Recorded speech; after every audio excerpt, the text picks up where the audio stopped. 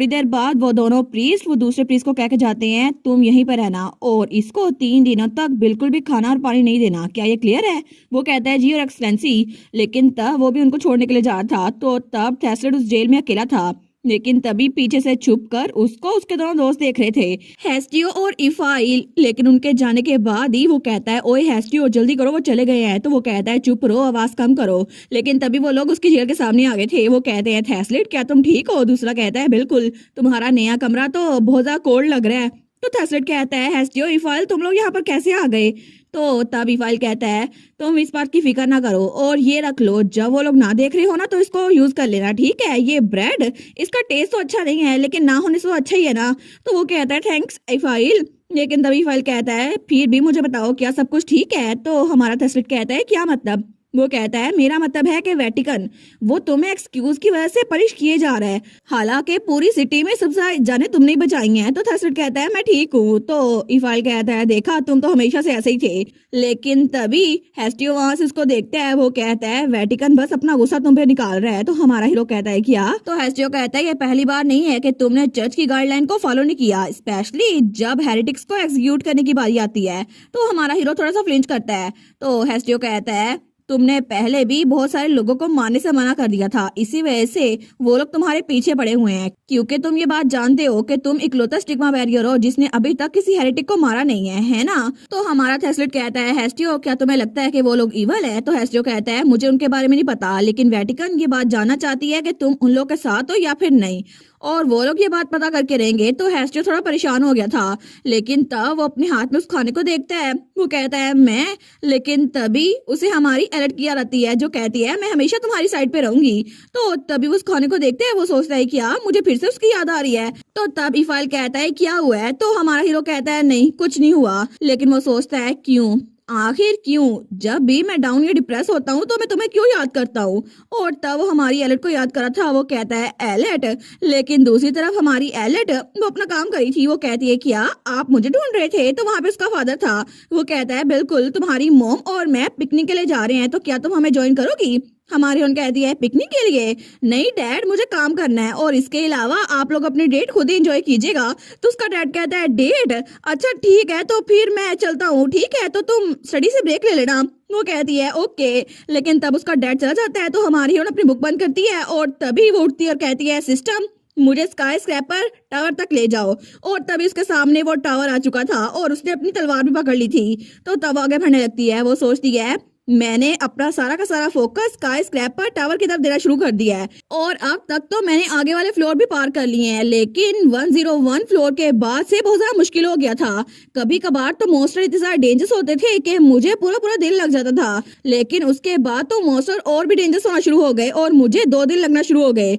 और उसके बाद कई दिनों में मैं एक ही लेवल पे फंसी रहती थी, लेकिन उसके बाद 1 हफ्ता लगता था मुझे एक फ्लोर को पार करने के लिए जो कि 130 फ्लोर था। लेकिन उसके बाद 10 दिन लगे एक फ्लोर को पार करने में और कभी कभार तो पूरा महीना लगता था उस एक ही फ्लोर के मॉन्स्टर को मारने के लिए। और तभी वो अपना कंघा उठाती है और अपने बालों में कंघी कर रही थी। वो सोचती है टाइम कितनी जल्दी गुजरता जा रहा है ना। और तब वो भी बड़ी हो रही थी। वो सोचती है इसके साथ साथ मेरी स्किल्स भी लेवल अप हो रही हैं। और तब वो 210th फ्लोर पे फंसी हुई थी और अपने आप को हील कर रही थी क्योंकि उसको बहुत ज्यादा चोट लगी थी। वो कहती है बेसिक स्किल हीलिंग लेवल 60 और उसकी हीलिंग स्किल भी बहुत ही ज्यादा तेज हो गई थी। लेकिन तब 240 फ्लोर पर वहां पर बहुत ज्यादा खतरनाक मॉन्स्टर था और उसने उसको हरा दिया था। और तब वो थोड़ी और बड़ी हो गई थी। तो वो सोचती है मेरी स्वॉर्डमैनशिप तो किसी और एक्सपर्ट के बिल्कुल बराबर लगती है। लेकिन तभी कोई उसका हाथ पकड़ता है। वो थी एग्नेस, उसकी इंस्ट्रक्टर। तो वो सोचती है एग्नेस ने मुझे अब तो ऑफिशियली विप स्वॉर्ड की ट्रेनिंग देना शुरू कर दी है और इसीलिए अच्छा लग रहा है। लेकिन टाइम कितनी जल्दी गुजर गया ना। और 250 फ्लोर पर वो और बड़ी हो गई थी और अपने बालों को कंघी करने के लिए ब्रश उठाती है। लेकिन 255 फ्लोर तक तब वो फिर से अपने बालों को कंघी कर रही थी और इस तरह वो 265 फ्लोर पर पहुंच चुकी थी और तब अपने बालों को पोनीटेल में बंद करती है। लेकिन तब वो उस मॉन्स्टर को हराती है और वो था 275th फ्लोर। और तब हमारी एलेट वो एक अडल्ट बन चुकी थी। तो नोटिफिकेशन आई थी कांग्रेचुलेशन आपने 275th फ्लोर के मॉन्स्टर को हरा दिया है, स्केलेटन डीमन ड्रैगन, और अब आपको उसकी बोन्स मिल जाएंगी। वो कहती है ऑल राइट। तो एग्नेस कहती है वेल डन एलेट, तुम्हारी ट्रेनिंग तो बहुत ज्यादा अच्छी चल रही है, मेरी एक्सपेक्टेशन से भी ज्यादा अच्छी। वो कहती है वेल मेरे अच्छे टीचर है ना इसीलिए। लेकिन तब वहां पे जो ड्रैगन था ना उसकी बोन्स थी। वो कहती है लगता है कि ये ड्रैगन ये तो बहुत ही ज्यादा पावरफुल है, और वैसे भी मैं तो 265 फ्लोर से लेकर अब तक ड्रैगन बॉसेस को ही हराई जा रही हूँ, और इसीलिए मुझे लगता है कि मुझे इसकी बोन्स को कलेक्ट करना होगा क्योंकि मैं इसको इस्तेमाल कर सकती हूँ ना। लेकिन वो कहती है मुझे यकीन नहीं हो रहा कि आपने एक ही डीमन बॉस को कॉपी किया है और उसको 10 फ्लोर पे कॉपी पेस्ट कर दी है। तो तभी नोटिफिकेशन आई थी आर्किटेक्ट वो अपना गला साफ कर रहे हैं, लेकिन तब वो सोचती है ठीक है चलो बोन्स को तो इकट्ठा करूँ ना, बोन्स तो मुझे जरूरी लगती हैं। तो तब थोड़ी देर बाद वो वापस से डंजन में आ गई थी जहाँ वो बियांका के साथ आई थी बचपन में। तो वहाँ पे ड्रैगन की बोन्स लेकर आई थी। वो कहती है टाड़ा मैं तुम लोग के लिए कुछ लेकर आई हूँ गाइस, मैं यहाँ पर हूँ। वो सोचती है मैं बहुत लंबे अरसे बाद डंजन में वापस आ रही हूँ ना, लेकिन जैसे वो सामने देखती है वो कहती है गाइस आखिर यहाँ पर हुआ क्या था। और वो तो वो मंजर देखकर बहुत ज्यादा हैरान रह गई थी क्योंकि वहाँ पर वो सारे के सारे स्केलेटन वो तो बिखरे पड़े थे या फिर जुड़े पड़े थे, उनकी हड्डियां टूट चुकी थी और दूसरे का भी यही हाल था। वो कहती है आखिर हुआ क्या है, कोई तो मुझे बताओ, क्या किसी ने तुम लोग को मारा है? तो वहाँ पे फायर डीमन था। वो कहता है फार्म बॉस ऐसा कुछ भी नहीं हुआ, असल में एगाफान और हियास दोनों काम कर रहे थे और दोनों को नाम भी दिए गए थे, लेकिन दोनों काम करते करते ओवरवर्क कर गए और उनकी बोन्स क्रैक हो गई। तो हमारे सोचती है क्या ओवरवर्क करने की वजह से, लेकिन तब वो उनको जोड़ रही थी। तो वो कहती है मैंने कहा था ना अपने आप को ज्यादा तंग ना करना, तुम लोगों ने ओवरवर्क किया और देखो तुम लोग की बोन्स फ्रैक्चर हो गई, लेकिन मुझे यकीन नहीं आता तुम लोग तो सच में स्केलेटन ही हो बस। तो तब वो कहती है वेल फिर भी अच्छी खबर है क्योंकि मेरे पास तुम लोग के लिए गिफ्ट है। तो वो बोन कहती है क्या, तो तभी वो उनको बोन्स दिखाती है जो कि बहुत ज्यादा पावरफुल डीमन ड्रैगन की बोन्स थी। तो तभी वो उनको तोड़ने मरोड़ने लगती है। तो पीछे से वो दोनों स्केलेटन वो तो पटिया बांध के खड़े थे। वो सोचती है मैं इनको इसके हिसाब से फिट कर दूंगी, और तभी उसने नया आइटम बना लिया था, एक के लिए नया आर्म बनाया था और दूसरे के लिए हिप बोन बनाई थी, लेकिन तभी वो तो एफिशिएंटली काम करने लगे थे। तो फायर डीमन कहता है कितना इनक्रेडिबल है ना फार्म बॉस, ये तो डीमन ड्रैगन की पावर से भर गए हैं। तो हमारे कहती है अच्छा ना ये काम कर रहे हैं, लेकिन तब वो बाकी से भी कहती है तुम लोग की हड्डियां टूटी है, तुम लोग को नए पार्ट्स चाहिए। तो वो स्केलेटन में खुश हो गए थे। वो कहती है ठीक है लाइन बना लो, मैं तुम लोग को फिक्स कर दूंगी, चलो जल्दी करते हैं देखते हैं ये कहाँ फिट होता है। लेकिन तभी पीछे से वो फायर डीमन कहता है by the way farm boss क्या आपके पास मेरे लिए कोई गिफ्ट नहीं है? तो हमारे सोचती है क्या इसके लिए कोई गिफ्ट, मैं तो सोचा ही नहीं। लेकिन तभी वो अपने बैग से कोई चीज निकालती है और कहती है ये देखो मेरे पास तुम्हारे लिए दिल है, टाड़ा गैस करो ये क्या चीज है। लेकिन तो वो डीमन तो बड़ा खुश हो गया था। वो कहता है ये तो फायर ड्रैगन का दिल है ना। तो हमारे सोचती है इसके बारे में तो भूल ही गई थी, लेकिन तब वो डीमन थोड़ा खुश हो गया था। वो कहता है वाओ वाओ आप मेरे लिए ये गिफ्ट लेकर आई, सच में अगर मैंने इसको कंज्यूम किया मैं तो बहुत ज्यादा पावरफुल बन जाऊंगा। और तब वो तो उछलता है और बहुत ज्यादा फैल जाता है। वो कहता है सच में मुझे तो आप बड़ी पसंद है फार्म बॉस। लेकिन हमारी हीरोइन जब उसको देखती है ना तो वो उसके हाथ में रखे उस दिल के अंदर आता है, लेकिन तभी वो उस दिल को खा रहा था। लेकिन तब हमारी उन कहती है तुम्हें क्या हुआ, तुम तो ईट के धुआं धुआं बन गए हो, तुम अपने आप को ओवरवर्क तो नहीं कर रहे? लेकिन तभी वो फायर डीमन वो तो नीचे गिर गया था।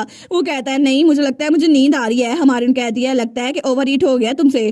तो तब वो कहता है ठीक है मैं सो रहा हूँ, मैं बाद में आपसे बात करता हूँ। और उसके बाद वो बेहोश हो चुका था। लेकिन थोड़ी देर बाद जब हमारी हीरोइन कमरे में वापस आई थी ना, वो सोचती है मैंने फार्म को चेक कर लिया और स्केलेटन फार्मर्स को भी बिल्कुल ठीक कर दिया है, तो मुझे लगता है मुझे अल्केमी को स्टडी करना चाहिए। लेकिन तभी दरवाजा खुलता है और उसका डैड आता है। वो कहता है एलेट क्या तुम वापस आ गई, जरा आके देखो ना कि तुमसे विजिट करने के लिए कौन आया है। तो हमारी हीरोइन कहती है क्या कौन आया है, लेकिन तभी उसकी तरफ कोई भाड़ा था।